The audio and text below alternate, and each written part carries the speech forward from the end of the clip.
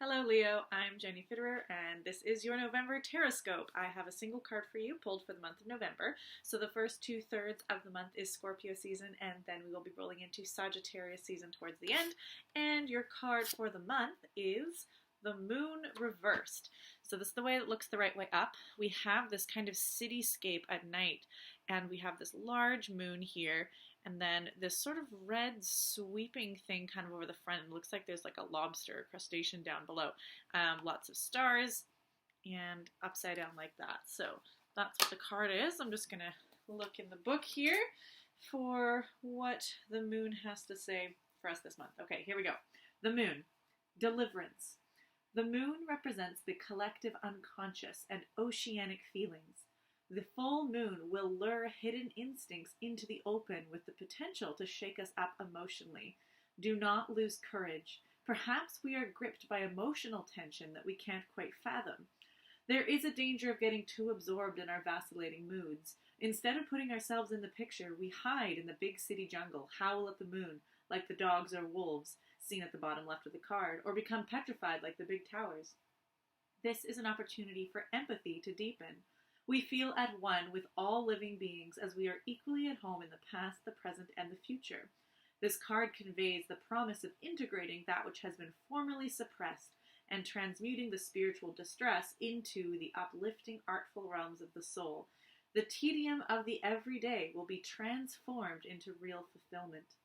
Practical advice. Accept your intense emotions as a reality that wants to be lived, just like any other aspect of your being. Then you may safely swim about in the deep waters of your psyche. Be at peace with yourself and the world. Open up your heart and cease to be self-absorbed.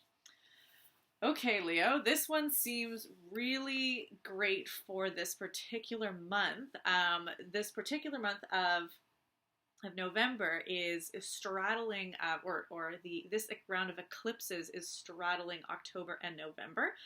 So the first eclipse, the solar eclipse, will have been at the end of October, and then a couple weeks after that, we'll have a lunar eclipse in November. So there's already like a lot of moon energy in November, and so for you, you might find that this eclipse season is a little bit more potent or has a little bit more of an opportunity for you. In this case, this opportunity is to be connected to and integrating whatever emotions may come up. And in this case, it's kind of like, if we think about like courage, courage is very much kind of a Leo word, and a lot of the way that we think about courage and bravery is to go out and fight an external enemy. You know, we're having courage to face something, face the unknown, face a villain, and that's often how we portray courage. But of course there is a totally different kind of courage, which is a lot more about our internal battles, having the courage to face yourself, having the courage to stand your ground and be curious about emotions that may come up. So that's a whole other kind of courage, and it's often what ends up happening is the kind of courage required to face strong emotion, to face your own inner demons, to handle the things that can come up. Sometimes we'd rather fight an external enemy than deal with the things inside. So to have this outward projection of bravery can sometimes be an avoidant tendency and actually is the less courageous thing to do, to fill our time fighting external foes because we're actually just avoiding dealing with the issues at home. So this card is really kind of reminding us that courage looks like a lot of different things, and in this case the courage would be to face that emotional tension that might really be confusing here. Being in this ocean of emotion, it's like, yeah, like you can't fight it with a sword. You have to have a different kind of surrender and acceptance in order to face it. So this card is really reminding us that empathy is one of the best ways that we can deal with emotional tension, to feel with, oh, okay, I'm feeling this, whatever I'm feeling. What does this now give me? Does this give me a different kind of compassion or understanding for other people that are going through this sort of thing? Or, wow, okay, this was quite an experience to have. How many times have I been really neglectful or just not really paying attention to other people who might be experiencing this? Or maybe this is why other people behave the way they do when I would otherwise want to demonize them. So empathy is a way to face with curiosity and compassion the kinds of emotions that might be coming up. He's also talking about this card conveying the promise of integrating what has been formerly suppressed.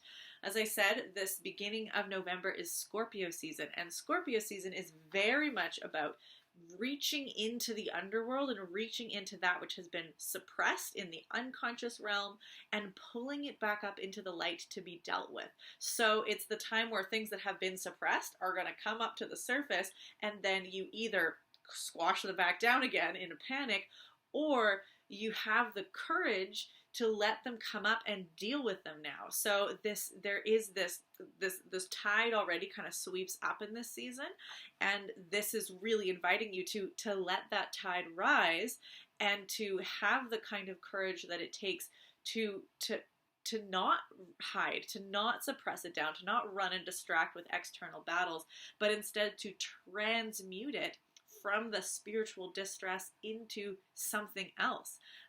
So as it says, then the tedium of the everyday will be transformed into real fulfillment. Because that's another way that we can often distract. We might be combative to distract from that which we don't want to face, but we can also be very busy. We can just sort of fill our day to day with a bunch of different tasks or helpful things or work on a bunch of other things because we're avoiding the call that says, maybe put the work down, maybe don't accept another chore, maybe the most important work to do is to sit inside and deal with some things that have been swept under the rug.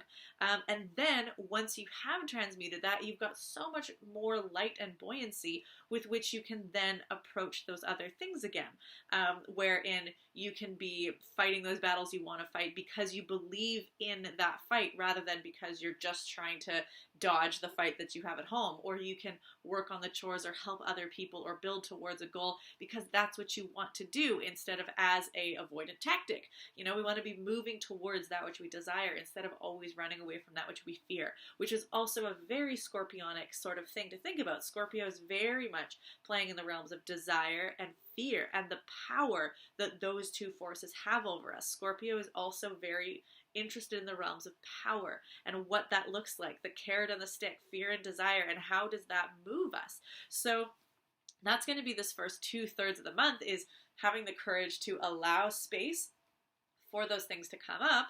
And then we get to Sagittarius season at the end of the month, and Sagittarius season is this bright firelight of truth. Sagittarius is truth seeking, wanting to know what is there to be seen in the universe, in our experiences.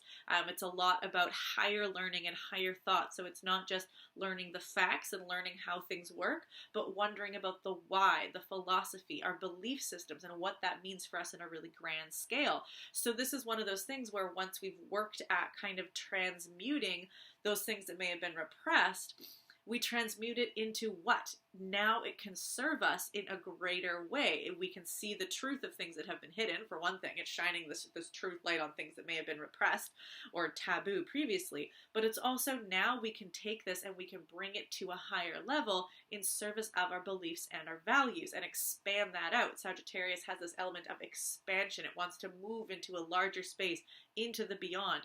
It's where we start to think not just in our little communities and in our little social spheres.